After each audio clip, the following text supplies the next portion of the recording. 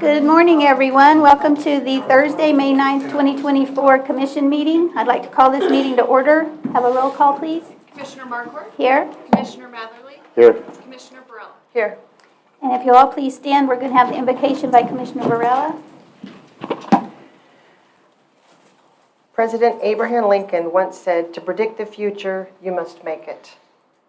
Father, I ask you to open our eyes to see your will, open our ears to hear your direction, open our mouths to ask the right questions, and open our hearts and mind to make the decisions to make our county a better place. Amen. Amen. Phil, follow us in the pledge, please. I pledge allegiance to the flag of the United States of America and to the republic, one stands, one nation, under God, indivisible, with liberty and justice for all. I salute the flag of the state of New Mexico, the Zia symbol of perfect friendship among united cultures.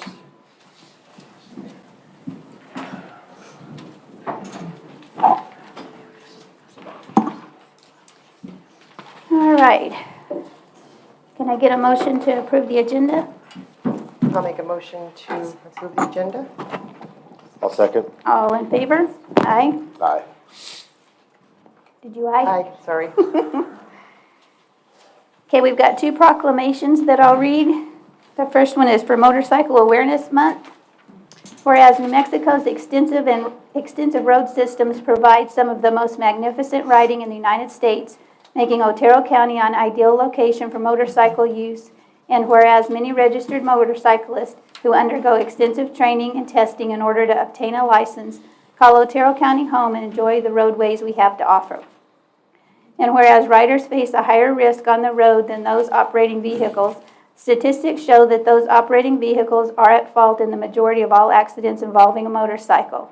And whereas it is imperative that motorists always exercise caution and stay alert while traveling on Otero's road systems, and whereas the National Highway Traffic Safety Administration has declared May as Motorcycle Awareness Month, it is the desire of the Council to join the NHTSA in raising awareness of the growing number of motorcyclists in Otero roadways in order to help prevent accidents and, most importantly, save lives.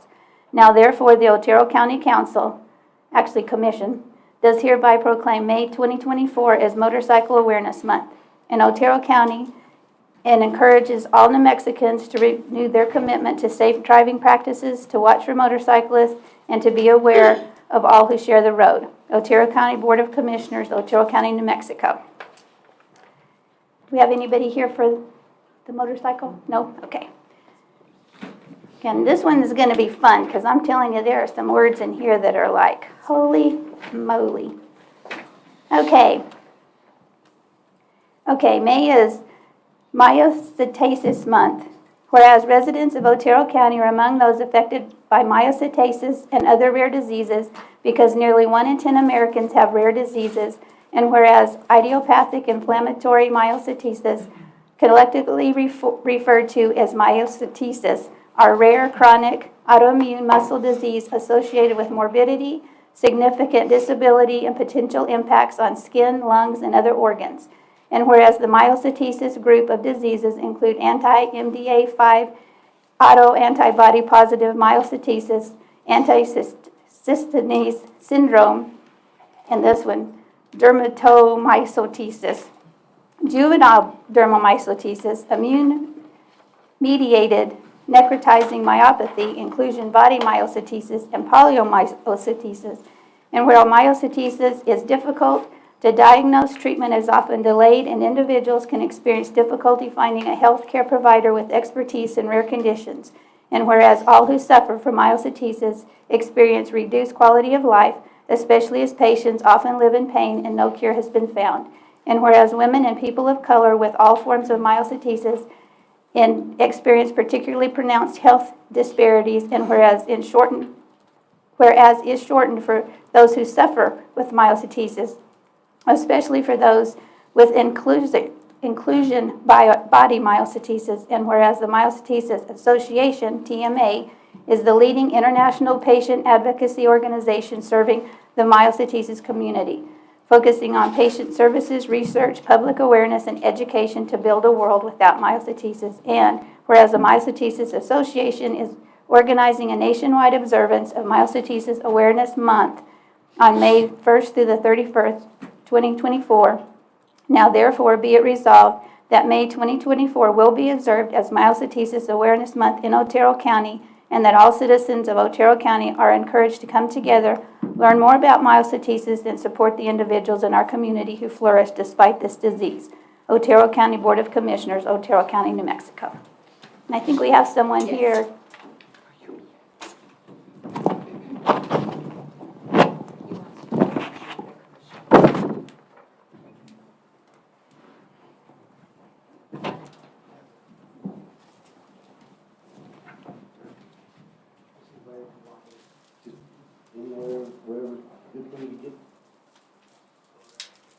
Perfect.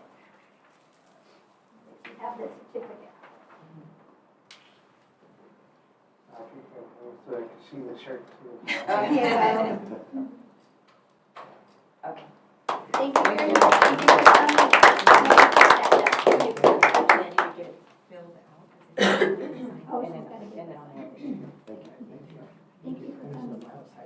Myositis, I know, I'm I sorry. have That is was like a a, polymyositis. okay. So it means the many muscles, and you see it back.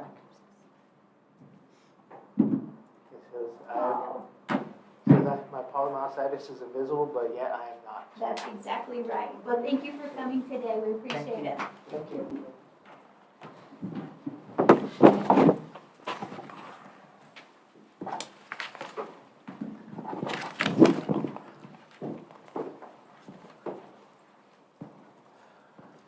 Okay, we're ready for our sheriff's office report.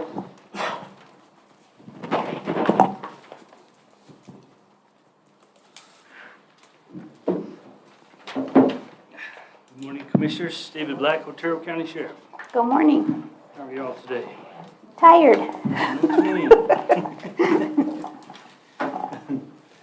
Okay, the Sheriff's Office for April. We responded to 2,626 calls for service, generated 286 investigative reports, conducted 67 traffic crash investigations. We had 82 arrests for the month. We had 1 warrant that we served, issued 97 traffic citations, served 275 subpoenas for the courts, and this month we responded to 165 calls for service in Tularosa. In Tularosa? Tularosa. Wow, How many did you say? 165. That number has gradually increased every month, so. Decrease? Increased. Increased. I think we were right at about 100 4 months ago, and it's like 130, 140, now we're at 165, so it's increasing. For narcotics, we had 5 search warrants, 2 arrests, 1 agency assist, 35 case reports. Had 1 case with the Border Patrol checkpoint. Seized $533 in cash. We seized 2 vehicles. Had 7 firearms seized, 2 fugitives that they apprehended. We did have 5 jail possession cases. We seized 212 grams of meth, 30 prescription pills, 35 grams of cocaine, and 424 fentanyl pills. Total of about right at $29,000 worth of illegal narcotics seized. In our special events, we had April, we had a lot of career days. Desert Trail Elementary, Yucca Heights Elementary, Chaparral Elementary, Cloudcroft Schools, and then we attended the child abuse fair that they had in the park on the 27th. In our training, it's been ongoing. We got, with this year, we got numerous legislative mandated classes that we're having to do. As part of annual and biannual training, we've been trying to work on those. We're making a lot of progress in getting those handled. But this year, we are also subject to additional mandated training. to include 4 hours of handling a crisis, 1 hour of peer-to-peer intervention, 1 hour of racial sensitivity, 1 hour of stress management, and 4 hours of use of force without the chokehold. I wanted just to throw some numbers at you right quick. So that's 11 additional hours of training that were mandated. I got a total of 58 deputies right now, 638 hours of training, at an average $39 per deputy for overtime. You're looking at $25,000 additional training money that we are mandated to take. Which is unfunded Unfunded mandate. mandate from the state. We are now mandated by our legislative body to complete 42 hours of training each year. With the number of deputies and stuff, we're looking at $98,000 is what the county is paying for unfunded mandates with our legislative body. We at the New Mexico Sheriff's Association are working with some legislators right now to see if we can't get in the ear of some of these legislators and see if we can't get some kind of funding for these mandates. Don't know if it'll happen, but we're definitely going to try. Right now, I've got 60 authorized positions with 5 vacancies. Of these 5 vacancies, I have 2 lateral transfers. One's coming from Texas, one's coming from here in New Mexico, and then we got, we'll hopefully have them by the end of the month. I have an additional uncertified new hire from here in the area, and hopefully he'll start by the end of the month. And he'll be going to attend the academy in August. Him and 2 others will be attending the academy in August. For those other 2 positions, we have received a few calls from some people that are interested in relocating here. I feel pretty confident that we're going to fill those hopefully by the first or second week in July. And hopefully we'll get back to fully staffed, because Lord knows we need it right now. The 4 deputies that I have at the academy right now, they've got 2 weeks left, and they are looking forward to June 4th. They did pass all their midpoint assessments. They're doing really, really well. I met with them on Sunday before they went back to the academy, just to kind of see where they're at mentally and all that. They're in really good spirits. They're all doing great. A lot of compliments on them from the academy staff. And again, we'll go and see them graduate on June 4th. I think I talked about Deputy Taylor. He came to us with a Texas certification. Deputy Green came to us with a federal certification. They have both completed their cert by waiver program, the 2-week cert by waiver. Deputy Green has completed his FTO. He is now on solo patrol. Deputy Taylor has a couple more weeks to finish his FTO, and then he'll be on solo. And they're doing really, really well. On our vehicles, not a whole lot of change there. We got some that are in various stages of upfitting. Hopefully we'll get those in rotation here pretty quick. We attended a Southwest Border Sheriff's Conference, which was held in El Paso. We took the border tour, see what is happening on the Texas border as well as New Mexico border in the Santa Teresa area. We were going to put together a tour try to get some of our legislators over there so they can see exactly what's going on. And on the 30th of April, we returned to the border. This time we met with 17 of the New Mexico representatives, took them on a tour of 2 different locations on the border, one of them being the Santa Teresa area. We then had a Q&A session after the tour where law enforcement representatives got the opportunity to exchange thoughts, ideas with each other after seeing what is actually happening in that area on the border. Some of them were shocked as to what they see. That Sunland Park, poor little town right now, they're getting hammered. They got 2 schools right close to the border, and they are constantly having to lock down the schools because they cross the border. There's been some that actually go into the school trying to hide. So they're feeling the pains over there right The other thing we kind of discussed is working with them to see if there's some kind of legislation they can start working on, to see if they can't give us some teeth, something that we can enforce to try to help Border Patrol, you know, with this huge problem that we're seeing down there. So we'll see how that goes. And with that, I'll stand for any questions. The only question I really have is, on this additional training, is it beneficial training or is it just more crap, for a better word? I think it's beneficial when you go through it the first time. To do it every year, the same PowerPoint, the same training, I mean, after a couple of times of sitting through it, it's pretty much ingrained in your head, you understand it. But what they've done is some of this stuff we can go on like local GovU through New Mexico counties. There are some, you know, some training videos where you can watch them. It used to be you could turn it on and then click to the quiz and take the quiz and be done. Well, you got to watch the whole thing, section by section, and it has quizzes as you go along. And at the end, you have to take a test, and you have to pass the test to get a certificate.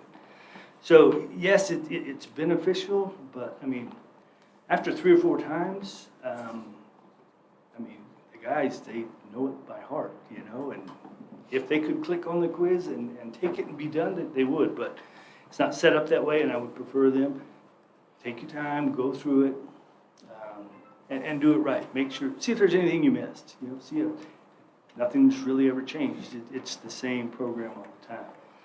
But these last 5 classes that they just added, they've mandated that we cannot use local GovU for those classes. They have to be in-person classes. So for me to do that, I have to set up like a Tuesday and a Thursday, where I'll get 30 guys come in on their days off and pay them overtime to sit through this 11 hours training. On Thursday, I'll bring the other half of the department in. So it's a lot of money that the county is having to pay overtime for. Again, it's an unfunded mandate, and it's I don't know, it's just not right. So Say some that. of them might be beneficial for new hires, Correct. and then maybe not every year afterwards. Right. And there's some that we do every 2 years, you know? And I'm like, what's the difference? Why are these only 2 years? Why are these 1 year? I mean, to me, it doesn't make a whole lot of sense, but that's what they're mandating, so we'll comply, but we're fixing to fight them a little bit on it, so. Good. The extra increased calls from Tuarosa, I still get emails about every other day from this Mrs. Marino. Mhm. Is that one, she doesn't call? We have not dealt with her in months. The other thing on your border deal, I'm sure you're aware of this, that the New Mexico County Association, after our convention that we had up there, they did vote #1 to border security to take to the legislature on this next July, so hopefully they can get some help, so. And that was one of the reasons we invited the legislators down there. 'Cause, you know, you hear stuff, you see stuff on the news, but until you see it with your own eyes, that was our goal. Get them down there, let them see what's actually going on, so that they know how to move forward with, you know, any kind of legislation or anything like that. I will tell you too, I forgot to tell you, they're having a border expo the end of the month. Myself and Sheriff Helton from Lee County, we're kind of the New Mexico Sheriff's Border Committee, just the 2 of us. But we have been invited to the Border Expo the end of the month to, again, speak with, we're not just going to have sector chiefs and stuff, we're going to have bigwigs from Washington there. So it's going to give us an opportunity to express our feelings, our thoughts and stuff to some of the higher ups. So we've got a pretty good presentation put together already. And just try to let them know this is how this is affecting New Mexico right now. Texas is shutting it off. Arizona is working on trying to get it shut off. Well, everything is coming into New Mexico now, where we got a barbed wire fence, you know. So it's very difficult. Chief Lopez at Sunland Park, he's a friendly force. see that he gets money with Stone Garden money so that he can try to help out over there. But it's gotten out of where he can't really help Border Patrol out because he's trying to protect his community of those that get by Border Patrol. He's got people stationed at the schools and everything now, just trying to help them out because they're getting inundated over there right now. And there was a news deal on the news where the governor said she didn't have anybody in Sunland. No kind of security, no Border Patrol, no National Guard, no nothing. There is Border Patrol, but, and this is something that we saw. There's one hill between Texas and where the New Mexico wall starts. It's about 1.5 miles. It's just completely open. You know, they'll bring these people to that hill, and they'll send 10 off on the east side, and they'll send 10 off on the west side. Well, Border Patrol has cameras there. They see it. They go and they deal with these 10, and they deal with these 10. Now their resources are completely spent. And now here goes 40 or 50 of them up front of the hill. They don't have enough people to take care of the problem over there. It would be really nice to have some National Guard on the border to help them out. And so the ones that are entering those schools are actually the ones that are trying to evade Border Patrol. So more than likely, they're not here for a very good reason. If they're here claiming asylum or something like that, they'll go through the port of entry. Mm-hmm. These are ones they don't want to be caught. They don't want to be identified. So we certainly don't want them in our schools. Exactly. Yeah, it's a mess down there. I'll tell you that right now. It's a huge, huge mess. Well, thank you for going and kind of opening some eyes. We'll go back and fight them again here before long. I kind of want to touch base on Tularosa too. Okay. If you think the average call, maybe 3 hours for arrival and processing and probably a police report is what I'm guessing. At $50 an hour, which is the bare minimum cheap, that's $25,000 that we spent in serving Tularosa. At what point do we do something different? As soon as Pam gets back from Florida, myself, Pam, RB, we're going to sit down. We've kind of discussed it a little bit. We'll try to come up with a plan. Do we need to start billing them for each call? I don't know. That's something we're going to kick around. I think we're at that point to where we have been. At first, we started out going to just emergency calls only. But now it's got to where, I mean, there's sometimes we'll get emails from them say, you know, our only officer, our chief, is out for 7 days, so we won't have any police officers at all. I mean, so we're taking everything out there now, and it's, yeah, I think we need to sit down and try to come up with an idea, a plan to meet with them and present with them. Look, either you need to work on your problem, or you're going to start having to, you know, fund the county for our services. Because if you look at it, they haven't been staffed for several years. They should have that surplus built up, either to hire or to give it to you. Mm-hmm. Well, that's funny, because I went to, it's a crisis intervention graduation deal, and Tularosa Police Department had 3 officers there. I think only one of them is certified, right? The chief's the only one we know of right now. Right. There was 3 of them that walked the line on that. And they all had Thule. I don't know. I tell you, we don't see them on the street. Could it be a dispatcher? I know they got 3 dispatchers. I don't know if it could be one of them or Might be. dispatcher. Yeah. But we listen to them on radio all the time, you know, scanning everything. You know, the person that, you know, we respond to any calls is the chief, you know. And he does a good job, but he can only do so much. One person can only do so much. Right. It's not safe to be by himself neither. And that's true. It's true.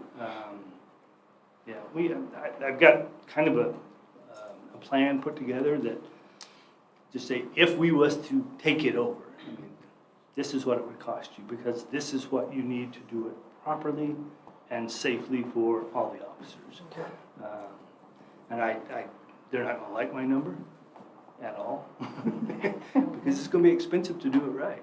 Right. But, yeah, something's gotta break here before too long. And they say, Pam and I kinda talked about it a little bit. I'm just gonna wait till she gets back from Florida, and we'll sit down and discuss that and see if we can hammer out some kind of an ideal plan to meet with the mayor and the chief and run that by them. And about 2.5 weeks ago on the scanner, I heard another one of those 3-car haulers got into a wreck about Mapo 78. Now, since then, I haven't seen a lot of that traffic going through. Is it because we're starting to enforce them, or? Well, I tell you, as far as us, we haven't had the time. I mean, we are call to call. I mean, every now and then I'll see my guys eating a pizza or something in the deputy's room. You know, they're there for 30 minutes and then it's call to call. As far as just having somebody out there doing that, no, it's very slim right now. I do have a couple of guys that we just tested for an interdiction team. Intervention? Interdiction. Interdiction. I'm gonna have 2 guys assigned to interdiction. Basically, you know, for drugs, money, guns, people, everything that the guys don't have time to do that right now. So I'm waiting on a couple of guys to get out of the academy so I can backfill and then reassign these 2. And I think that would probably fall into their work as far as trying to work that a little more. But right now, as far as a deputy on the street, they just, I'm trying my darndest to keep burnout from happening.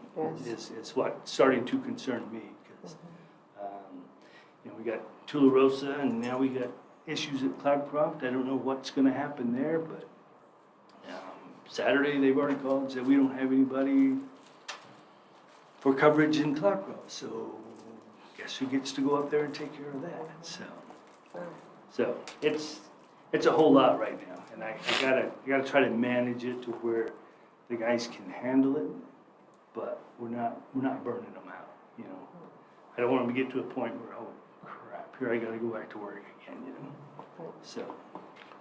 And for Mrs. Moreno's emails, I've been forwarding them to Captain of State Police.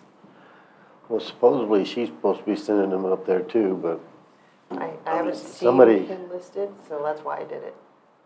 somebody needs to I get have that been little getting issue. copies of them, but we haven't dealt with her, you know, as an agency in months. So it's all been within the village and stuff. And it doesn't seem like we're the center of the attack, but it's just, wow. I know. I always forward them on to the sheriff and his undersheriff just so that they stay in the loop when I don't see their name on the stream. Yes. Because some of them are, yeah. Okay, that's it. Thank you. Thank you Okay, very thank much. you. Appreciate it. Thank you. Stay safe.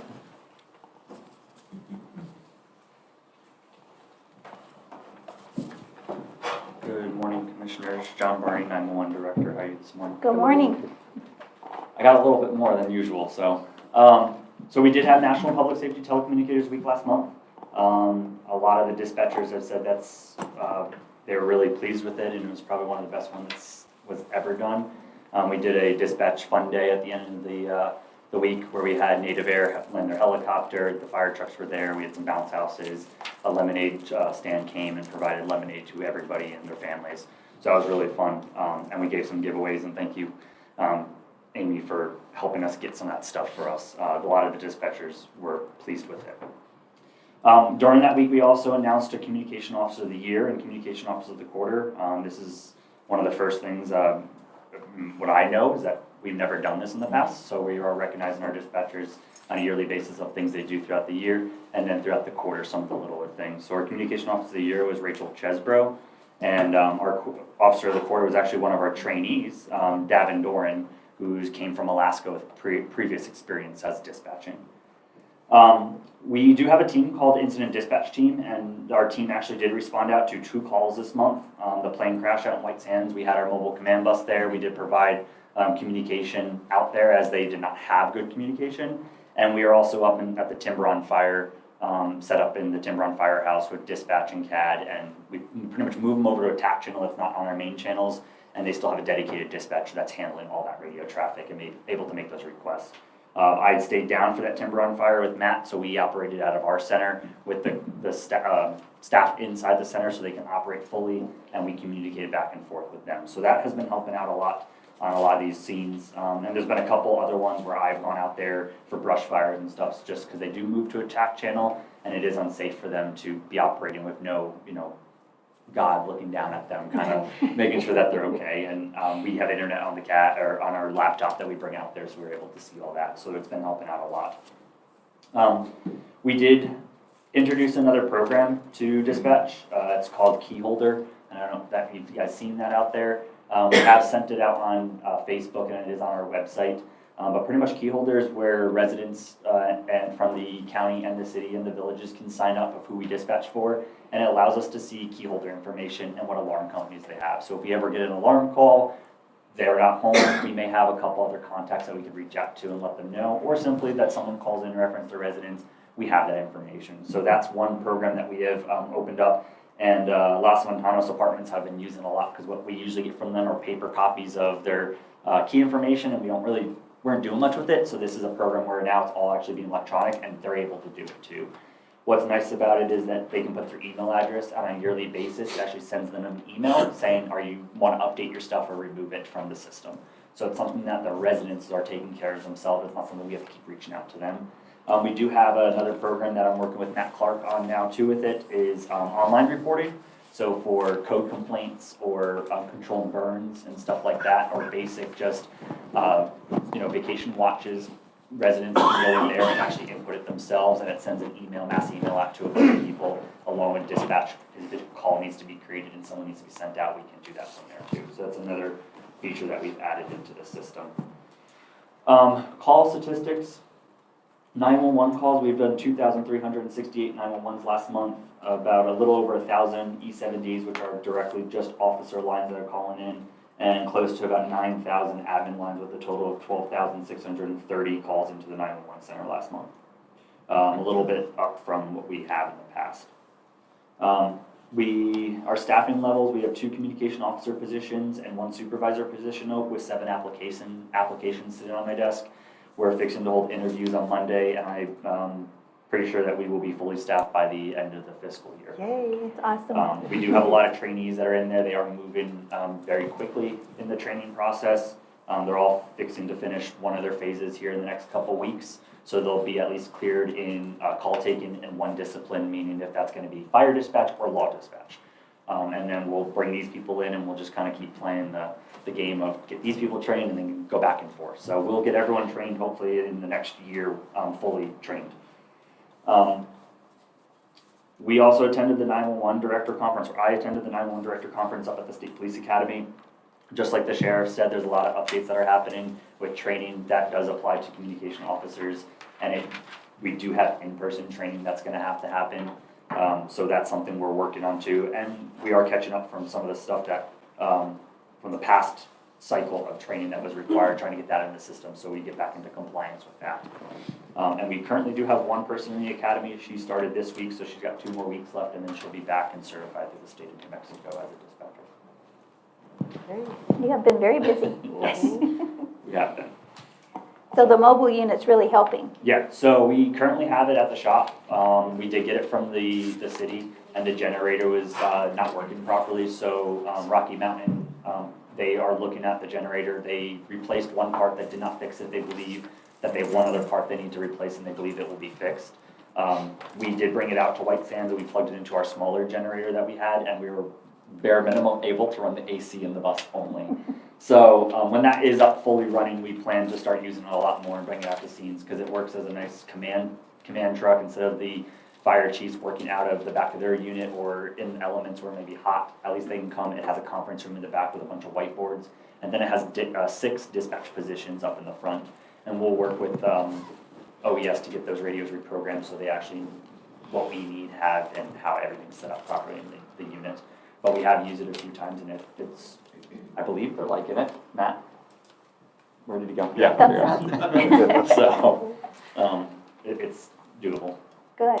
Good, that sounds great. It's just kind of neat to see one on scene, Mhm. you know, it's new and improved, and I appreciate it when it's out there. And we're only, there's only a few counties in the state that actually have an incident dispatch team that actually goes out to calls, but I think we kind of do an auto response on a lot of the calls, where the other counties are only going out to major like SWAT call outs and stuff like that. They're not seeing dispatchers on scene for a small brush fire and stuff like that. And I think that's pretty cool that our county has that. Okay, all right, thank you, John. Thank you.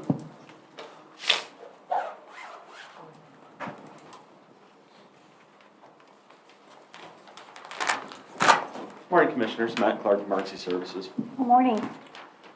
And like John stated with the mobile command bus, it has been wonderful. We've used it a few times, even if we're with it in the shop, operating out of the fire station like we were at Timberon. Forest Service guys, I met with them, and they were just amazed that we had that capability. So I'm very thankful that we have it and that John has brought that out to us, because it's been wonderful.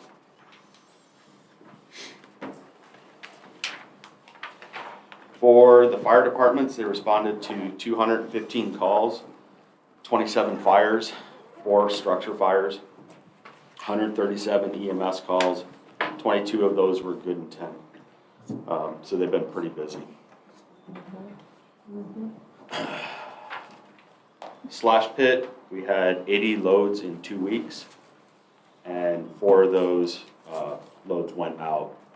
We try and chip when we can, and some residents pulled about 4 loads of mulch out to take back home. We attended a job fair last month, had about 15 contacts, and 2 people so far have come back and requested more information. It's a start. With codes, 22 solid waste complaints, 2 illegal dumpings, 4 open burns. We did a cannabis facility inspection, 2 daycares, 1 school, 7 commercial structures, and we've completed 10 pre-plans for the fire departments. Our office responded to 26 fire calls last month and 14 EMS calls, just from either large-scale incidents or just simply lack of response from the volunteers. We have 2 cases that have been turned over to court. One of them will go to trial July 3rd, and the other one we're still waiting for the date, and that'll be on Quail Trail. There's been little improvement on 15 First Street. They have made contact, and he states he's going to start cleaning it up. We're still waiting and constant follow-up to make sure that it is happening. North Florida property has been turned over to the city. They're in the process of evictions and their process for taking the property. 28 Crater improvements are being made. It's looking better. 82nd Street in Bowles. We spoke with the owner, and he's going to reach out to the fire chief. He wants to burn down some of the trailers to help expedite the cleanup. With that, if you have any questions. Yeah, I was kind of hoping Jacob would be here on a follow-up on that 69 Suzie Ann. Oh, there he is. Heard his name. He's here. Good morning.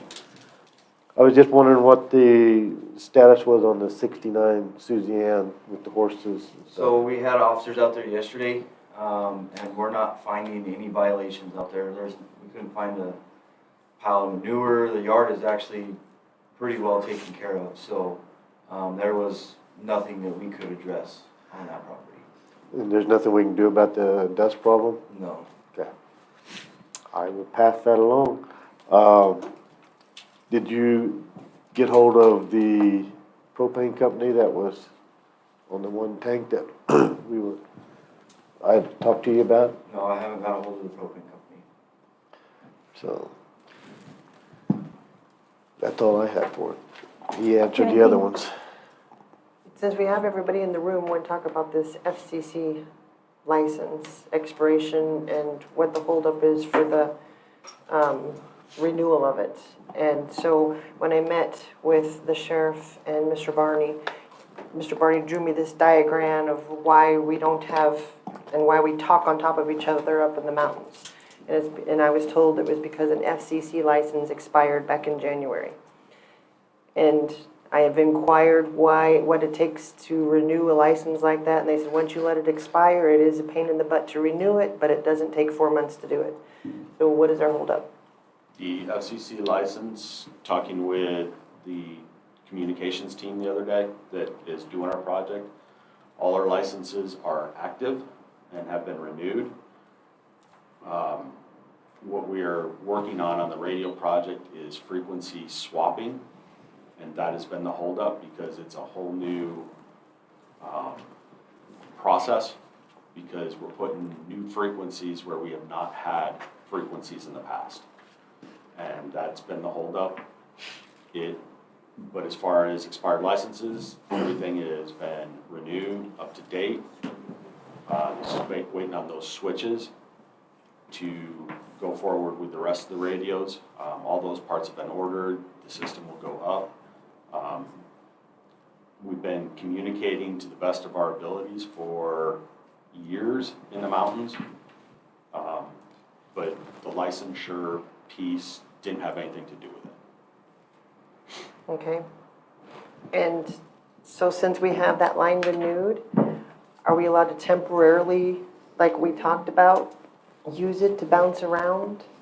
So we're not talking on top of each other when we have something going on?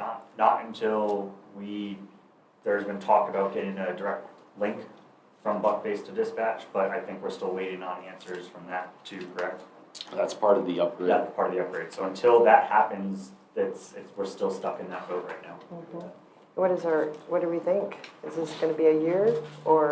They're hoping to have the system, like I said before, operational by the end of July. Okay, because we are in dire straits up there with talking on top of each other and not being able to communicate with our emergency services. So I just, it's very, very frustrating why we can't fix this. And then I've been looking into that, first, the emergency plan. Can you tell me how our emergency plan played the part of our timber on fire? I just want to know how we utilize that plan and how it was put into action.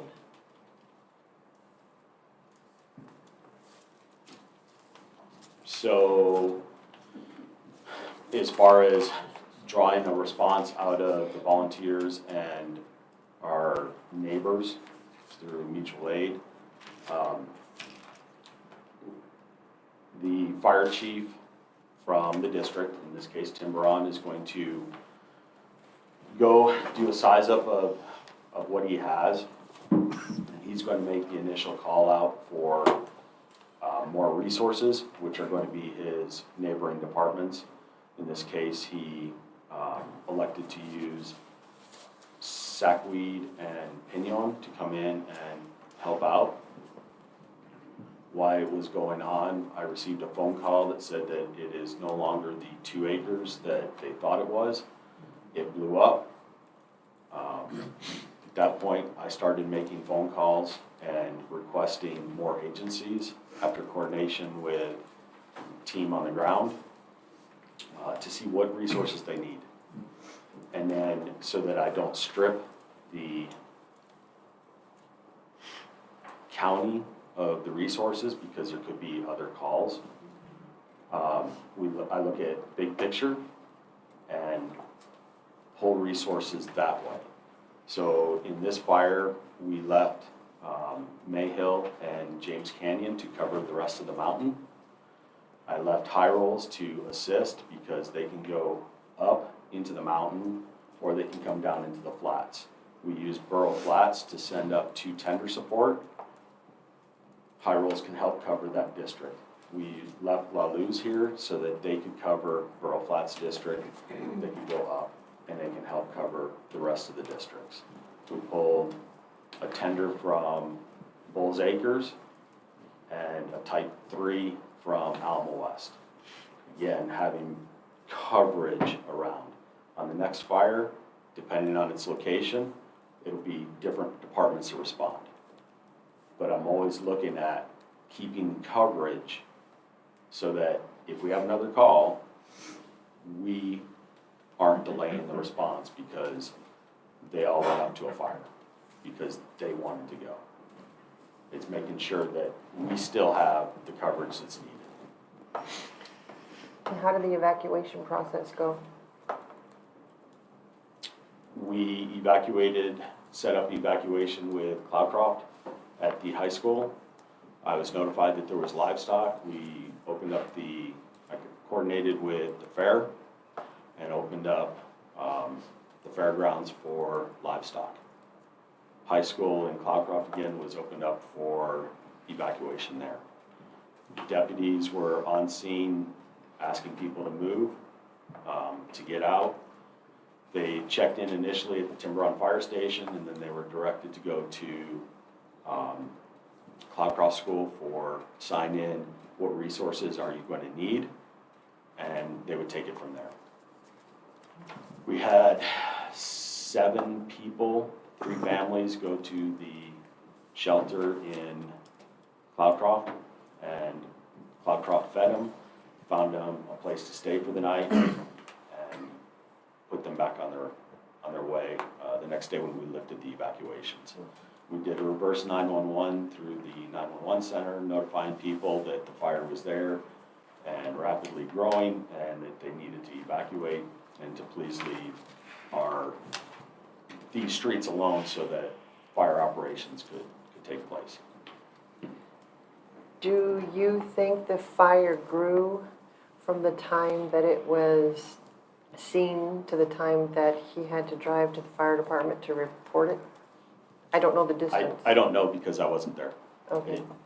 Yes, it's entirely possible, but not being there, seeing what it looked like, I don't know. Do the residents have a good plan for when they see something like that they can report it quickly? I know there's no cell phones coverage. That's Most of a them problem. call 911 or they get on the social media and what's going on. Mm-hmm. And through trying to keep as much information out there as we could and keeping it the same, we worked with Lincoln National Forest PIO and State Forestry PIO. We had meetings with the on-scene commanders back where I was at, basically at dispatch. We'd have updates. Okay, what's the message that we're going to put out? We get that message to put out. We put it out through the 911, through John's office. And then we were echoing it off of our Facebook page, just trying to get the word out and staying consistent as to what was happening. Okay. I wanted to let you know that Representative Vincent called me the other day, and he wants to coordinate with me to have maybe a cookout for everybody that volunteered for that, maybe up in Tiburon. So I'll be getting with you on that. And Commissioner Proctor from Lincoln County called to offer their assistance, and they sent up, I think, a couple of trucks. I reached out, and my counterpart to Lincoln County reached out to me, as I do when they get fires. What do you need? And he was able to send me 2 tenders and a Type 6 engine to help so that, again, we're not stripping our departments. And I do the same thing when we go to Lincoln County. What do you need? And I strategically pick because we could get the same thing. So. Okay. Well, we appreciate everybody being up there. I know that was it's scary when it hits our was. mountains. They dropped 7 of the large aircraft and 1 very large aircraft. So we had 8 retardant drops that really helped button that fire down so it didn't go any further, so we can get ahead of it before the wind events of this week. Do we know what started it yet? Any idea? They sent an investigator out on Monday, I believe it was, and I have not heard back.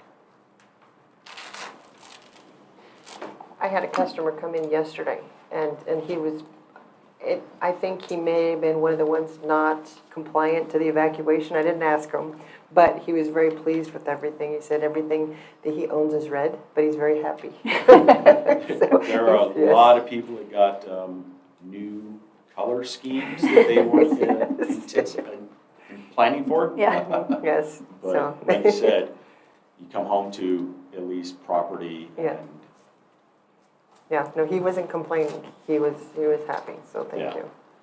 welcome. No, thank you for all of that, everybody that was involved in it. I know we had some sheriff's deputies up there and everybody working hard. Yes. Matt, I got one other deal on the Florida residents. You said the city took that over? Yes. That's in the county. Well, they are hooked up on city utilities right there. So they went delinquent on their city utilities. The city put a lien on them and foreclosed. It has been awarded to the city. City is in the process of doing an eviction on them. So that property will go to the city because of the utilities.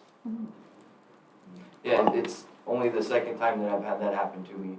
And it's Interesting. both been within the last 3 months. So they're county properties, but they're attached to city utilities. That's Good. interesting. Yeah, didn't know that happened. That's interesting. All right. Thank you. Thank you very much. Thank you.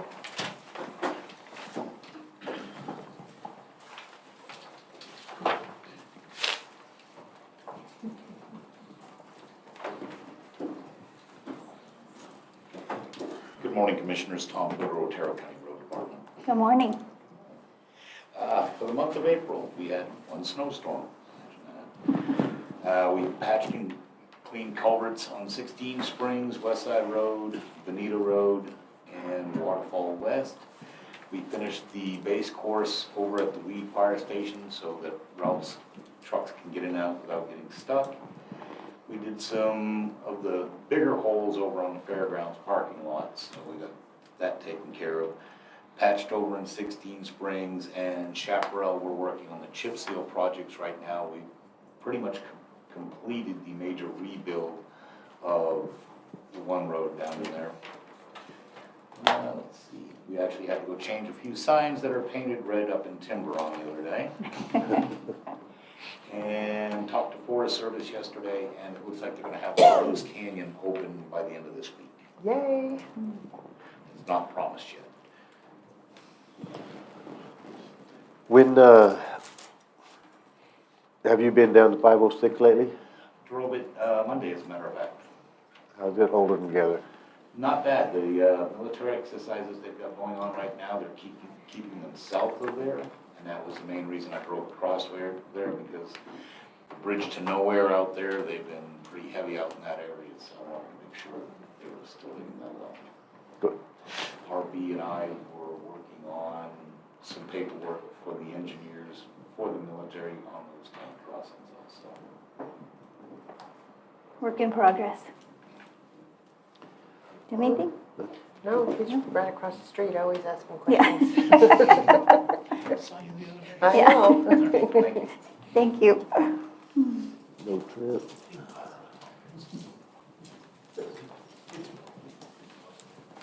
I don't know where Trent is. Did he disappear? He's on His vacation. daughter's graduating Oh, he's on college. vacation. Oh, I didn't have that written down. Told him to bring her back home. Good morning, Commissioners. Good morning. Yes, Correctional Services Director. Today our population was 168. For the month of April, average population was 200. We have 129 males, 21 females, 6 that are being housed at Otero Prison, 2 at Hudspeth. I have 3 on treatment furloughs, 3 at other counties for court. I have 1 at the Department of Corrections. As a whole, I have 3 juveniles in custody. I have 2 females that are housed at Donna Ana and 1 male housed at Lee County. As far as courts, video court and facility, we have 50 municipal courts, 117 magistrate courts, 158 district courts, and 10 out-of-county video courts. In person, we had 2 magistrate and 9 district. We have 15 full-time position vacancies. I do have 1 in the background process, and I did get another application yesterday. I did have 3 officers attend CIT training last month. The trainer that we put in place went to training for trainers last month. I did have 1 staff attend the jail side Spillman training in Texas at the end and beginning of May. I did have 9 males go to the Department of Corrections in Los Lunas, 1 female to the Women's Western Correctional Facility in Grants. The tablets are up and live. We do have a lot of people already taking the schoolhouse courses and gaining certificates. So it's positive. We've had some technical difficulties, but we're weeding through them as they come. But it has been a lot of them are requesting their certificates be sent to their attorneys and things like that. So it's a positive. It's keeping them busy for sure. I have 1 that's already completed like 14 classes in addiction. And so I think it's a positive thing for the facility and it keeps them out of trouble. Keeps them busy. Pretty much. How's the internet holding up for that? The Wi-Fi, it does lag here and there, but it's working for, I think if we had fiber out there, it would be more beneficial. But it is working. They did put some, I don't know what they're called. I'm not a technical person. What are they called? Hotspot. Well, it's not called something else. Anyway, they put up WAPs. I think they're called something like that. And they put them in areas where they thought that reception would really lag, and so they put them throughout the facility, and it's kept it pretty. There's certain places in the housing units where if they're in their cell, they have a hard, difficult time, but otherwise, I haven't heard much negative responses or written complaints on that aspect of it, but it's been beneficial, for sure. Very positive. Good. That's good. That's all I have today. I saw you had 3 graduates through the course the other day. That was good. I'm glad to see they got to go through it. So I can see where they could really use it out there, that training. Do they want to go to those type of training deals? Good. As I have staffing, I did send my lieutenant, he was one of them, my new trainer, and then one of the supervisors. So each month I'm trying, depending on vacations and whatnot, trying to send a couple to CIT so that they get that, because we do encounter those type of crises on a daily basis. So it's beneficial. I went through a long 2004, I think, so, but I'm trying to get it, and they send me an invitation every month. I wanted to go to graduation, however, I was not able to due to medical, so. Good. I was glad to see them, so it was good. I've been sending them every month. I know in November it cut off, and then they started back up, and so I've been sending a couple every month. So hopefully I can get all my staff trained in that. No. I could see where it'd be very useful out there, so. Yes, sir. And I spoke with Abe yesterday to make sure that we're working with that broadband funding so we can get a fiber line out there, because that shouldn't be an expense to the county because the funding is there. We just have to make sure we have it mapped correctly and then have, the company apply for the grant and we can get a fiber line. We That just, would be fantastic. we just gotta. Yeah, you have to sit at certain places in your office and you have to take a personal. Don't move, because it'll cut. Yeah. Even for just staff, so we use our line blanks a lot out there. Well, I've only been working on this almost a year and a half now, so maybe the next year and a half we can get it done. That'd be great. Yes. So, Slow moving. any questions? No, you're doing a great job. Thank you. Good. Thank you. Thank you. Good morning, Commissioners. I apologize for being late. Welcome And to the then- party. Thank you. And on top of being late, I'm going to throw a curveball at you. Okay. I'm going to ask that we get a motion to amend the agenda. There was supposed to be a public hearing to approve a wholesale or retail license for Tularosa Vineyards, and it didn't make it on the agenda.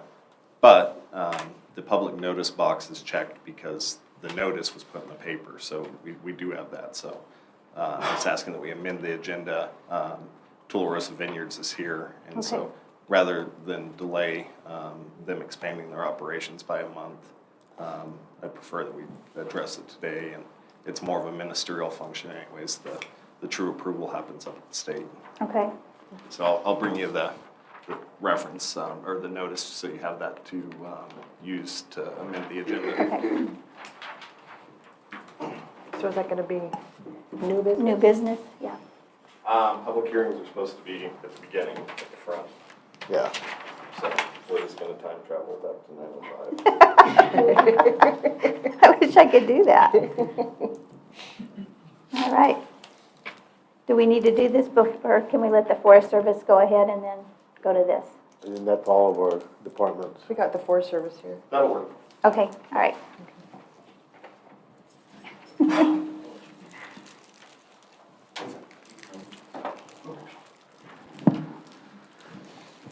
Good morning, Commissioners. Morning. Good morning. How are you all doing today? Good. Good deal, good deal. So, just want to give you a little update on what's going on up on the mountain this month for the district. Of course, we're in the middle of turnout for our summer grazing pastures on the district. And we've got several activities going on with timber sales up on the mountain as well. Board timber sale is currently active. He mobilized and is out there cutting in that timber sale currently. It's about 500 acres.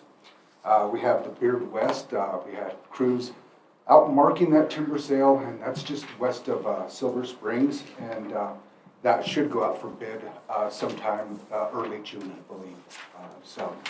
And then SSRP, still in the process of finalizing or issuing the ROD for that project, which is quite large, but we do have crews out there today marking some of a couple of the timber sales that will be first in line once we have that decision in place, and they'll be out there, getting that prepped. So anyway, we are in the final stages of our agreement with the National Forest Foundation, and they will assist us in implementing, both analyzing and implementing areas around Cloudcroft for the Cloudcroft WUI, whereas it's called the Cloudcroft Forest Restoration and Hazardous Fuels Reduction Project. So anyway, it's a lot easier. So, and also 16 Springs area treatments as well, and as well as the Denny project, which is out just east of Weed. We did get some feedback from the public there on the Denny project, and so we're going to pull that one back, rescope it, and have some public hearings because there were some concerns about the treatments that we were proposing in that area. So, nonetheless, a couple of weeks ago we moved into high fire danger on the forest, and of course last week we had the timber on fire, and of course crews from a couple of engines from the district assisted, and all that I heard was nothing but good feedback, and that communication, coordination, all went smoothly, and it was a good interaction between all the parties involved, including the county, the state, and the local fire departments. So that was a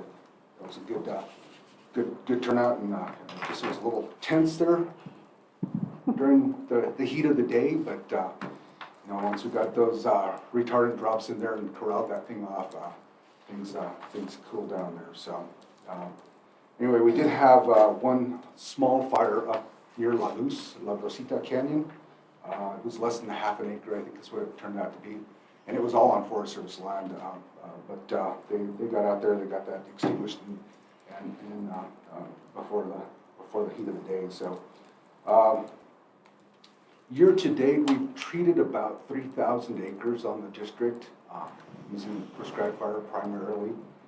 So we're moving forward in prepping, these areas so that they're more resistant to those high-severity, landscape-altering fires that we could get, and so we're hoping to make more progress this year, but, of course, we've moved into higher fire danger, and so, we'll keep working on that, but we'll be working more in terms of removing fuels rather than burning, so that's ongoing.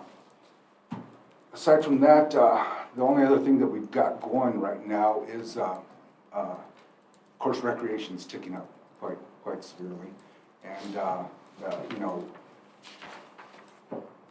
illegal or unauthorized activities is always a concern, and it's coming up more and more now, and so trying to figure out how we address that is a task that's quite substantial, and we'll just have to move forward with that. And, additionally, we're working with National Science Foundation in terms of decommissioning the Sunspot Observatory. I think they've decided to select the alternative. They selected two alternatives when they analyzed this process back in 2018. One was to continue operations, but with reduced involvement by National Science Foundation. And the second alternative they chose was to decommission and remove all the facilities from the mountain up there. And so I think that they're moving forward with that, and so we're working with them to accomplish that. Other than that, I don't think I have anything else, but I will turn it over to our forest supervisor, Jason, at this point, unless you guys have some questions for me. I do have one for you. You said you put the forest into a high fire danger. Have you put any restrictions out yet? Not yet, no. So everything's still open? Everything's still open, yeah. Okay. And we've got crews, rec and fire crews out there monitoring to ensure that we have no unattended fires or anything like that, so that's pretty much where we're at. On that, we will be this week submitting our first severity request as well through the regional office into Washington, which will give us the opportunity to bring on other resources. Can you pull the mic over to you, please?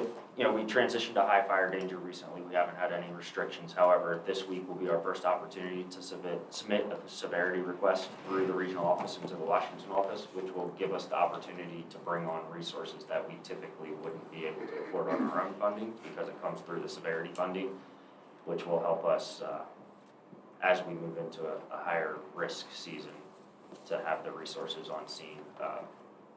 We do have an initial attack airship this year, which I believe is a little bit different than we've had for the past few years. So in addition to the tankers, we have that platform, and then that La Brasida Canyon fire too. Ron brings up that we have some illegal activities for recreation, and we've started to work on some public messaging on responsible OHV rules and staying on marked trails, etc. Additionally, we're working to release information on just responsible use of the land. One of the things that caused that is it was a tannerite shooting from recreational shooting. So as we all work together and go into the fire season and identify the risk, unified messaging on responsible use of the land will be helpful in preventing risk or minimizing risk for all of us.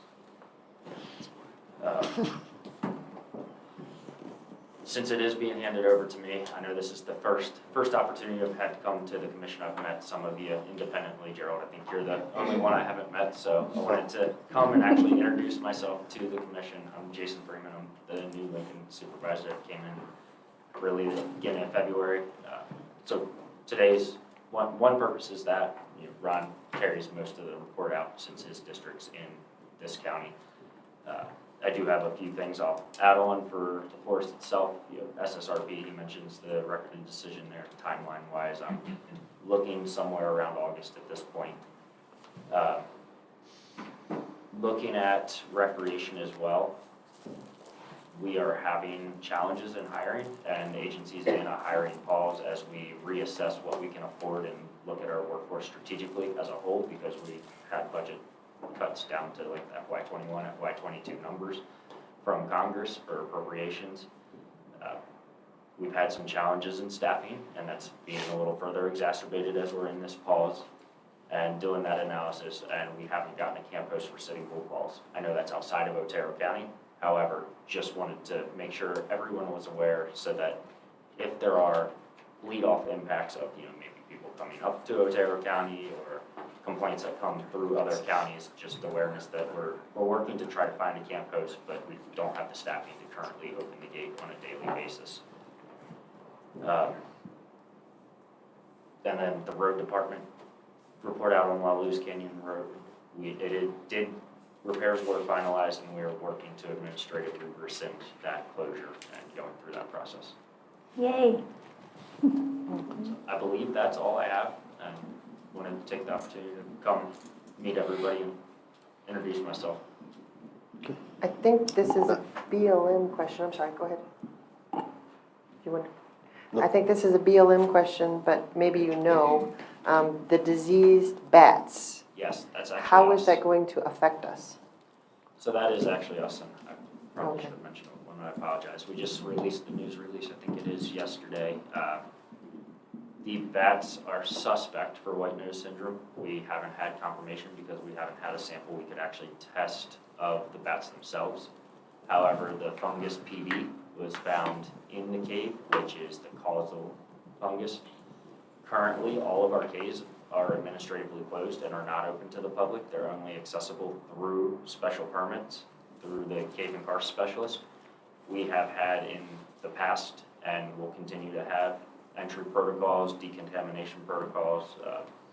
The impacts for us will be the fact that we have gear that we use in that cave that now has to stay in this location. It can't go outside of the region because of the potential to spread. But beyond that, because it is still contained and it's in the area, it's not in Carlsbad Cabins, but BLM has had other instances of it in the area as well. There won't be much of a change at this moment, as beyond further awareness on it, reiterating and ensuring we do the decontamination protocol and continuing to determine the scope of is there white nose syndrome positive or is it just suspect? Did we just get PD? It's the first time it's been identified in that area and on the Lincoln. So we're in the very initial stages of determining what the path forward is due to the access to that cave.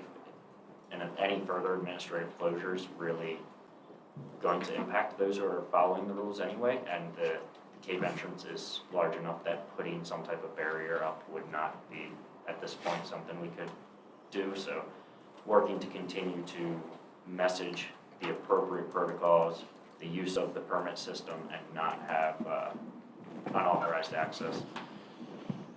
Current law enforcement for us is taking an assignment to assist with another incident for a couple weeks, and then once he's back, we'll likely have a patrol down there, so a little more presence to try to message to the public as to the closure and the concerns. We've put up new signage. Is this contagious to pets or anything, or is it just a disease within the bats I believe it's within ecosystem? the bats, but I honestly am not the one to be able to speak to that well.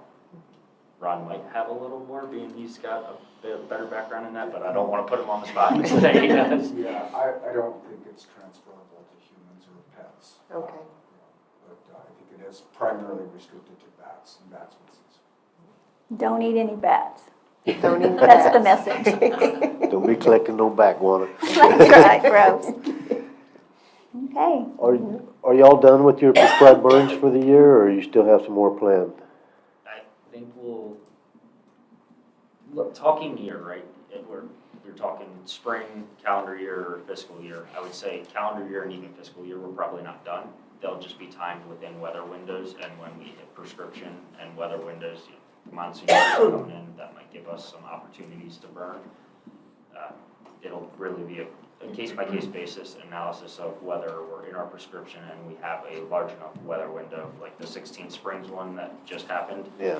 We saw the weather window coming, we took a pause, and the weather hit us a little sooner, so we responsibly reacted and didn't push that line, and we'll continue not to push the line, but we'll look for opportunities to continue to treat.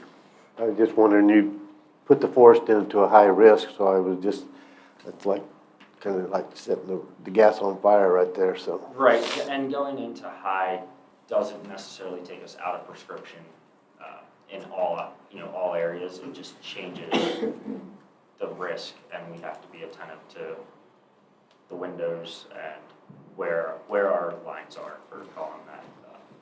But it does help our messaging as well for campfires, recreational shooting, and really put a testament to where we are. We just might have to change our tack. We might have to putting ourselves in high risk gives us the opportunity to order other resources, like on 16 Springs, we had 2 hotshot crews. I might not be able to justify hotshot crews and getting the funding for that if I'm not putting the appropriate level of risk there as well. So it really helps us be successful, both with the public and internal. Are you having success with people with the timber harvesting? Are you having good luck with people coming up there and falling the trees, or? So far, we have. Good. Nikki, but, yeah, we'll see how these next timber sales go in terms of the turnout for bid. Okay. So, Well, that's good news. Get some of that out of there. and I still have to meet with some of the local mill owners and tour their facilities, just to continue on building that relationship that we have. Okay, good. All right. All right, well, thank you for coming in. Thank you. Welcome. We're glad you're here.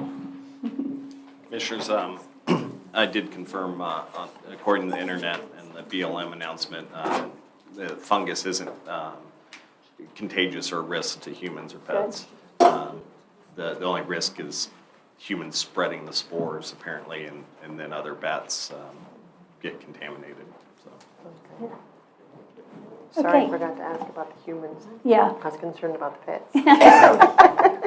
Okay, so now we'll go on to our hearing, correct? Come on up. Thank you so much for So, attending. just one commissioner will need to make a motion to amend the agenda. We have not approved the agenda yet, have we? We did, Okay. yep. Yep. Losing my mind. All right, do I get a motion to approve the amendment to the agenda? I'll make a motion to approve the amendment to add our public hearing on it. Okay, I'll second. all in favor? Aye. Aye. Aye. Okay, there we go. Thank you for amending the agenda. I appreciate your time this morning. I am Danette Lale. I purchased Tularosa Vineyards from David Wickham about 10 months ago. I was before you all about 3 months ago, I'm guessing, for my retail license, which we've been operating under, and this today is for my wholesale application approval, which will allow me to deliver to our wholesale accounts, which includes our Lowe's Signature here in Alamogordo, Tularosa, Ruidoso, and Total Wine, currently in Santa Fe. So Dave's license expired at the end of February, so I think our accounts will be very grateful if I get out there and deliver some wine. By the way, we did win a silver medal at the Texas International Wine Competition in the last month, Awesome. so very excited about that for our mission wine. Did you bring us any samples? No, I should've. It's almost noon, somewhere. If you would so graciously approve, then that will allow me to deliver my accounts. What do we need to do, because we don't do the license, that's the state? I will have something for you to sign.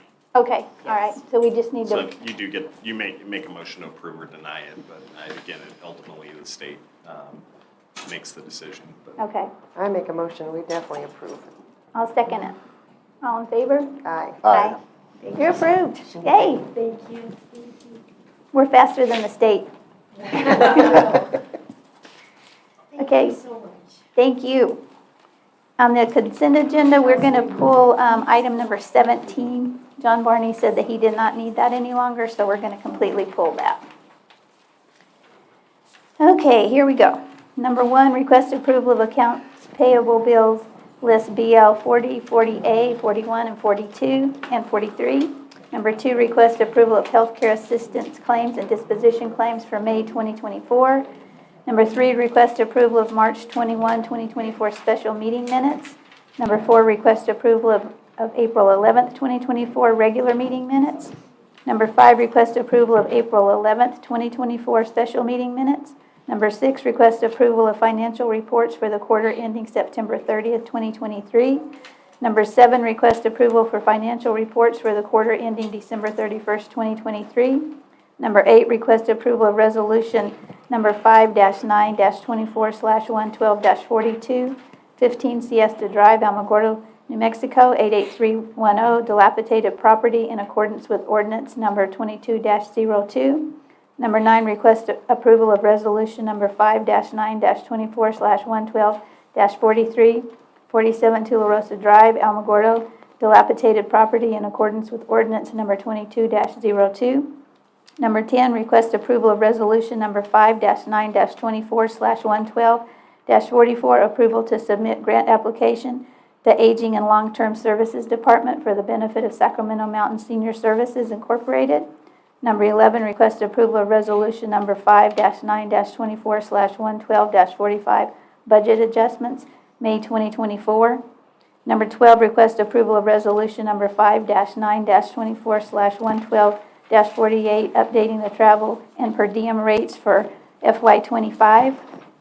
Number 13, request approval of resolution number 5-9-24/112-49 for administrative fees for 2024-2025.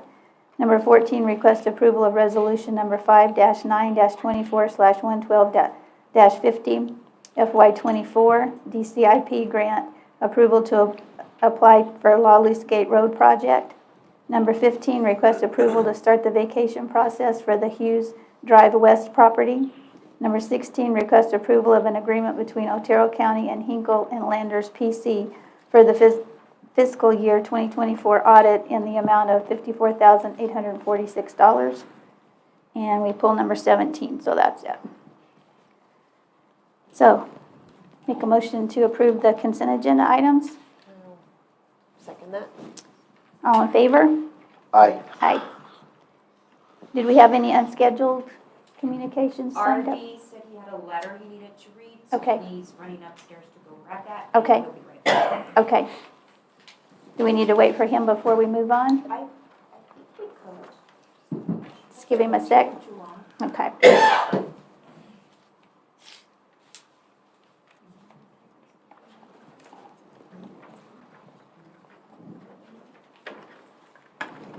Does anybody want to sing in the break? Not you, JP.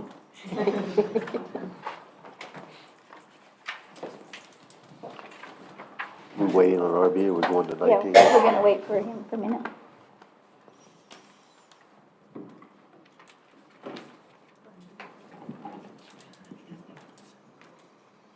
That was PJ. Do what? That was PJ. What? PJ.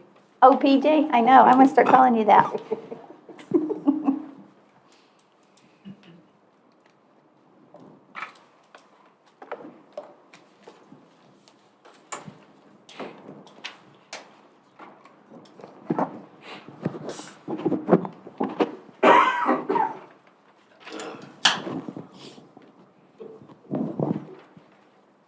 Somebody's already cracking open a beer. in there. I know. They're drinking.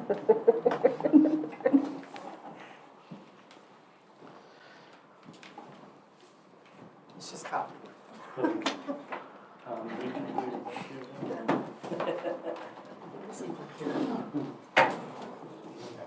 Yep. It's not there. The letter? Oh, okay. All right, for public comment, commissioners, I have a letter that is from March 8th. It's sat on my desk for a minute. But it is from the Bent Road Safety Committee. I actually thought it was the letter, or when they came here in March, that they were reading this letter, but this letter is separate. So, dear county officials, this communication is to express the gratitude of the Bent, New Mexico Road Safety Committee and Bent residents for the progress begun on the maintenance and repair of the deteriorating roads by our Otero County officials and the Otero County Road Department. A warning light sign has been installed, culverts are being unplugged, overgrown brush has been cut, and potholes and a sinkhole filled. Thank you for this work and this promising beginning. This is a most appreciated start, and we humbly encourage you to continue. At our December 23rd meeting with Mr. R.B. Nichols and Mr. Tom Porter, We toured the roads and discussed all of the necessary maintenance and repair items. Those that remain undone include cleaning weed and dirt-choked roadside ditches and culverts, unplugging additional crossroad culverts, repairing or installing damaged or missing roadside guardrails, improperly slanted and graded dirt roads, resulting in dangerous roadside gullies, dangerous arroyo crossings, and unfinished asphalt road repairs, leaving very rough, unpaved stretches. It is our understanding that an application for Colonia grant funding for a planning and design study by Wilson and Company Engineering has been submitted. We also understand that our roads have been approved for a startup amount of capital outlay funds. We're grateful for your efforts in making this community safer. We look forward to an ongoing effort to complete this work. This committee is at your service for anything we can do to facilitate the completion of this much needed work. Again, thanks for your substantial beginning. Sincerely, Daniel Fresquez, committee chair, and committee members with signatures that I can't read. We'll put that in the record. Okay, thank you. Okay, was that it? Nobody had signed up? Okay. All right, moving on to new business. Discuss and receive comments on existing and proposed infrastructure capital improvement plan, ICIP projects.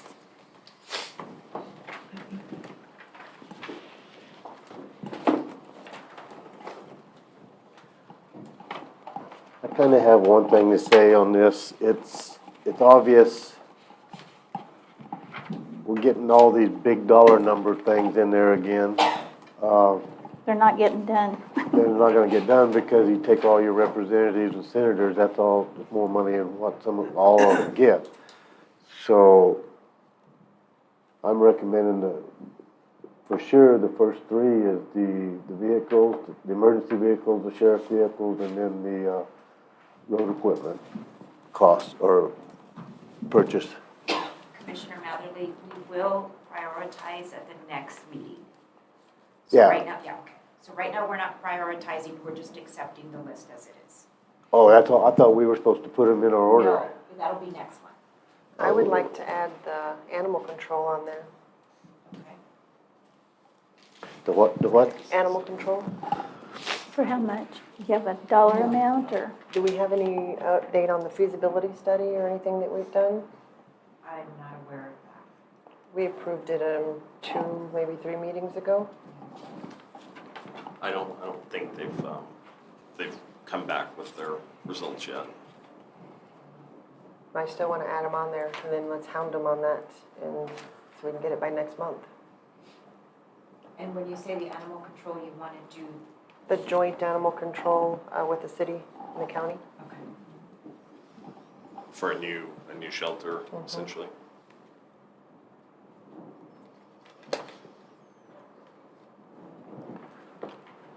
I'm not an engineer, a feasibility studier, but that's probably, I don't know, 5 million at least. And unless we phase it, and maybe that's one of the recommendations. I was thinking like 2.5, 3 million. Yeah. But we've even had like the Sacramento River Road guardrail, that's been on there since I've been a commissioner, so this is the 4th year, and we've never gotten a penny for that. It seems to be, it has to be less than $1 million for them to even look at it.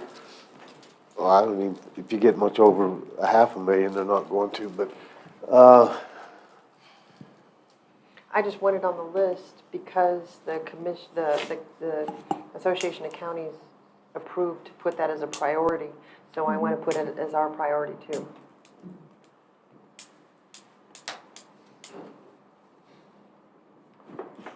So do we want to leave it like it is and add joint animal control to the list? And we don't have a dollar amount yet. and this has to be turned in pretty quick, earlier than what it normally has, my Correct. understanding. Correct. So she's going to do the prioritization next month and to submit it. I think it's due in August.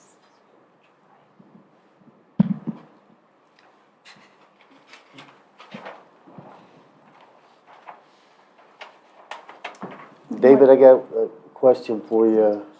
You got public safety facility and then the sheriff's office relocation. Which, one of those chaparral and one of those office buildings here? Which one's which? The public safety facility is the chaparral. Okay. And that's the one we kind of changed up just a bit to do the public safety, the law enforcement, animal shelter, and then a spot for pound equipment and stuff down there.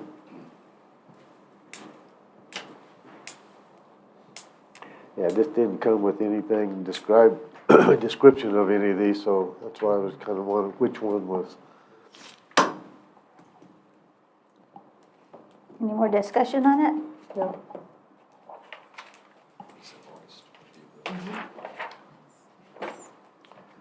I don't know how we're gonna get animal information by next month. It'll actually be August, that you prioritize. So, we have some time. Okay. So, today was the time to, discuss it all and add things like the animal control if they're not on there. So there's really nothing to vote on, we're just adding it, okay. All right, anything else on that one? Nope. Okay, number 20, request approval of resolution number 5-9-24/112-51, disposition of personal property and fixed assets in accordance with state statute through govdeals.com and online auction service. And Commissioner Barella is going to abstain from this vote, so. Yes. I make a motion to approve the resolution. Excuse me? I make a motion to approve Yes. this, and you second it? I'll second it. Okay, all in favor? Aye. Okay. Okay, holy cow, we're getting to the end. Commissioner Matherly, what have you been up to? Well, we had another USDA meeting on wastewater. And then I went to Chaparral on what was it, the 27th? We had an event down there for the wastewater. There was people from USDA out of Las Cruces, Albuquerque there. There was, New Mexico State was over there. There was only probably, well, there was 4 information people that were there. The rest of them were selling candy and other stuff, but there wasn't a lot of people that showed up, and the people did show up. They came in the front door, went, got their hamburger and hot dog, and walked out the back door and left. I mean, I did talk to a few. Don't get me wrong, there was a few, but the majority of them there were for the hamburger. So I got to meet some new people and kind of got to learn a lot on that, so that was interesting. And then went to the crisis intervention team graduation. That was pretty good. There were 16 people went across, and then with 3 from the detention center. And then we went to the New Mexico Convention, or the Commission affiliate meeting. That was really interesting. 27 commissioners came and 1 judge. So we got to hear a lot of other counties' problems, issues. It all really revolved around a lot of border security. That was one of the big deal. The counties are really nervous about the insurance. That's going to be a real kick coming in. It's going to be surprising on what they do this year on that. And then, of course, we've been doing the budget meetings. And then we've had our lodgers tax meetings. Tomorrow night, I'm going to go to the New Mexico State graduation. I was really surprised. Last year was the first year that I went to that, and there was a lot of people graduate from this. So there's a good turnout from this college up here. Amy and I went to the Day of Prayer in the park, took part of that. Ed Brapson and RB and myself, we visited for a while on the Lawless Gate project, trying to come up with some funding ideas and stuff, so we're working on that. Met with Sheriff Black and RB and Pamela and Trent, and it was discussing the emergency the police department, the chaparral, down in Chaparral for the dog pound, the EMS and the Tom shop down there. And then, I went down to the meeting and kind of said what, told them what was going on, so. And then the other thing I was just gonna mention to everybody out that's streaming and watching this on the internet, don't forget to vote, the polls are open, come vote. So that's from 8 to 5 at 1101 New York, so that's it. Thank you. Okay. Most importantly, voted Tuesday. I was voter number 9.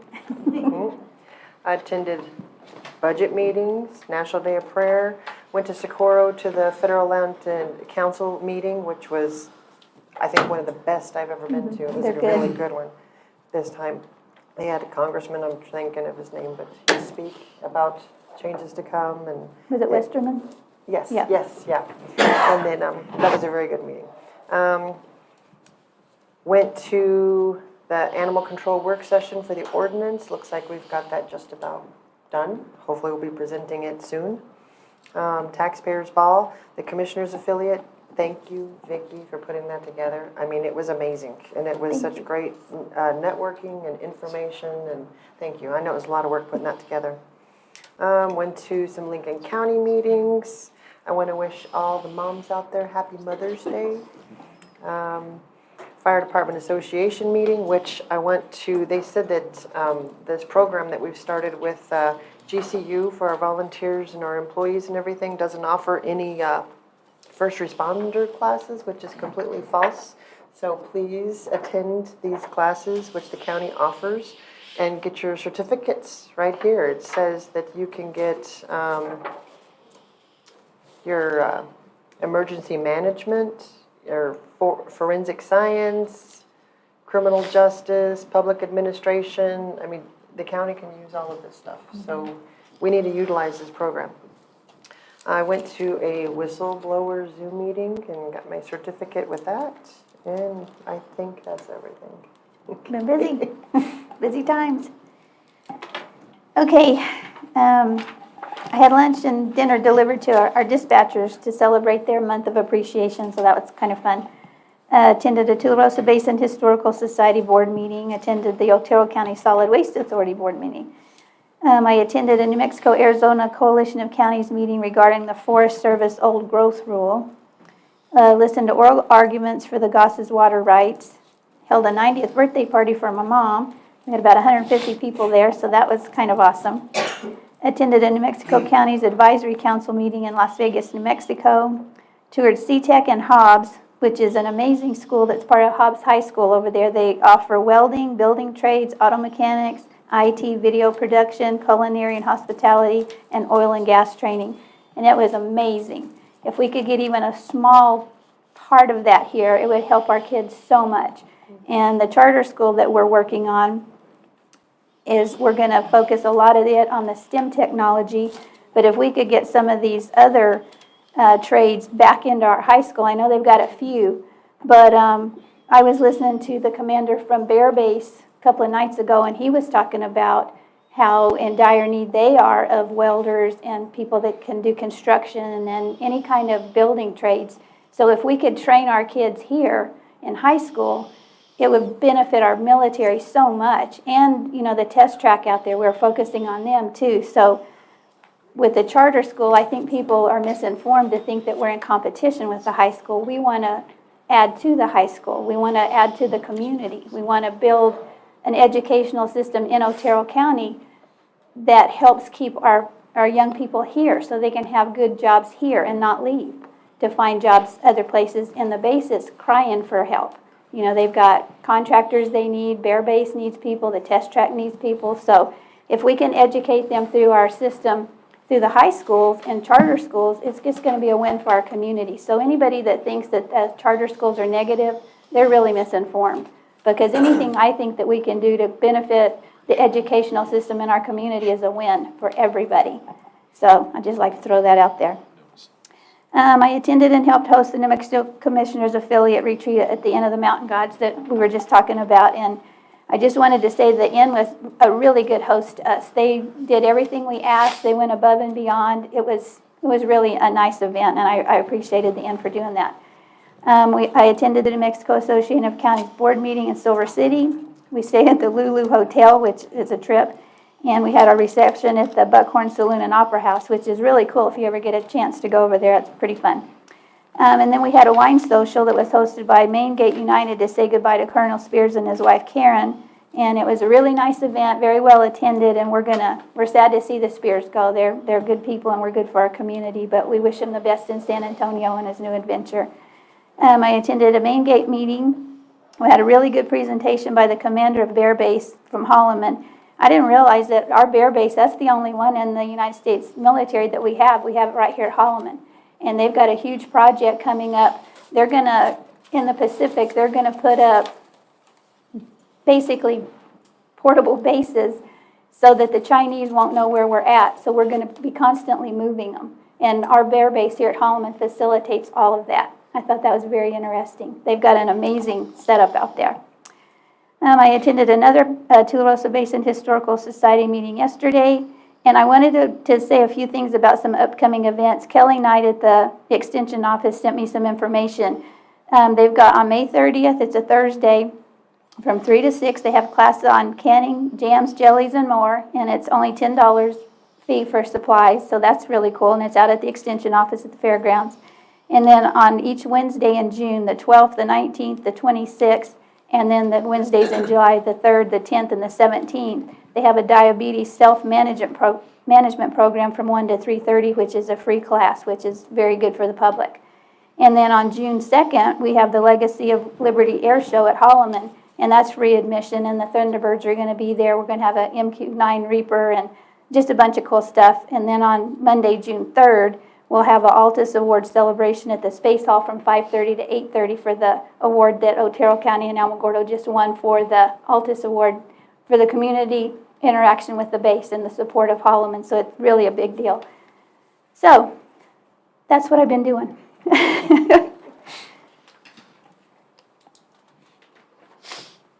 Okay, Pamela's getting a tan, Right. so she will not be reporting. So RB, you're up.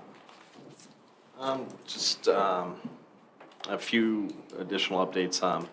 So last meeting, when the Forest Service was here, they sent the new guy, and he inadvertently said that there were comments due on the forest plan, and that was incorrect. Right. So they're still working on that, and there will be a comment period probably in the fall. And then I think you're all aware that the BLM approved that rule that we've done some resolutions on and written some letters on, where they're adding conservation as another use in the multi-use framework. But it's not really how they should be doing that, because that's statutory. They're trying to end around this with regulatory move with the rule. So they approved that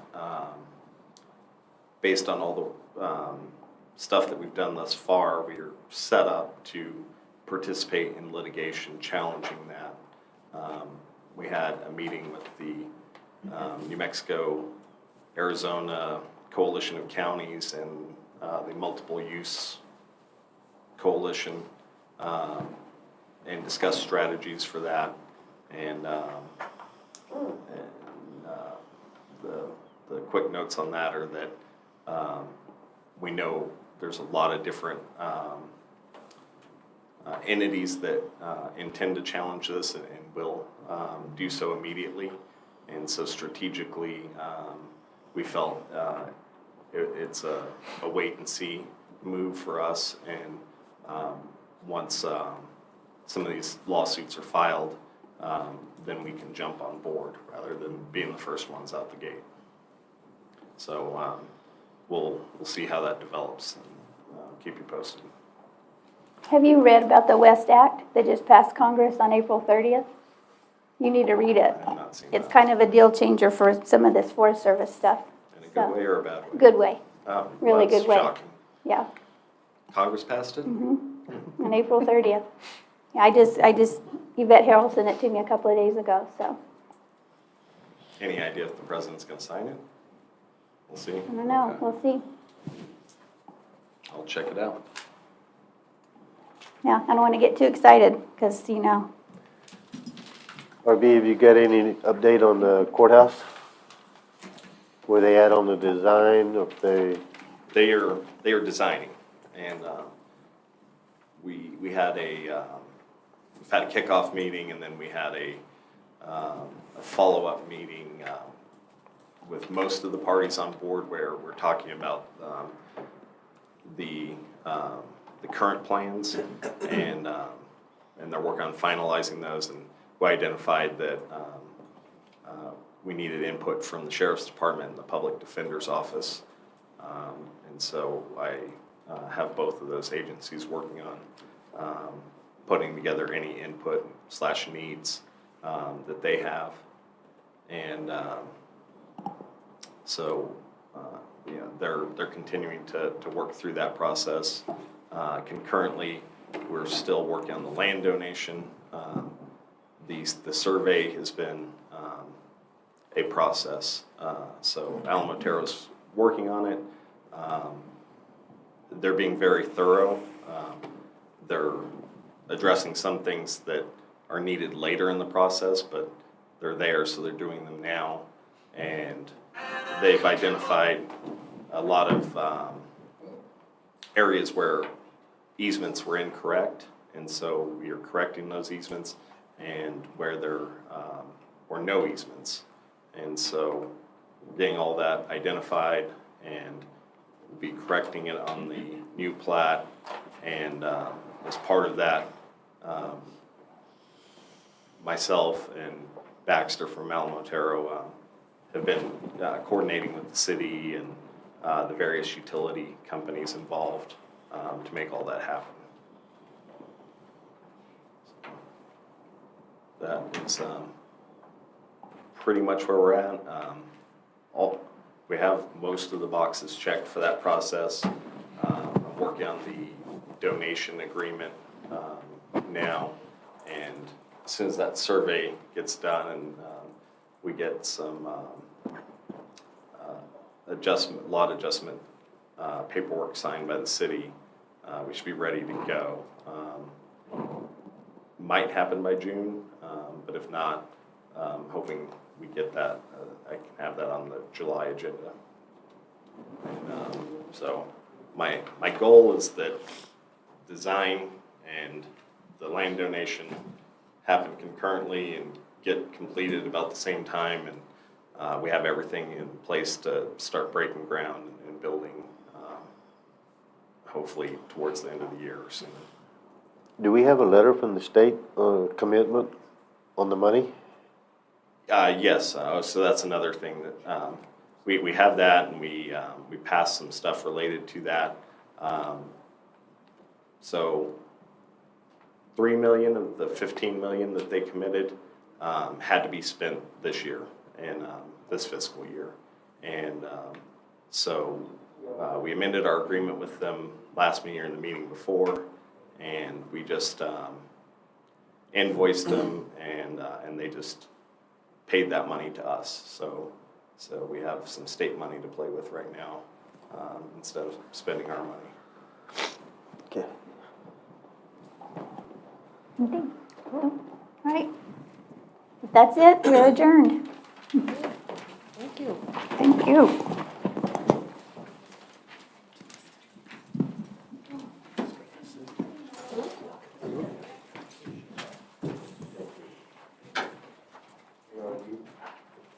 Yesterday, in our meeting,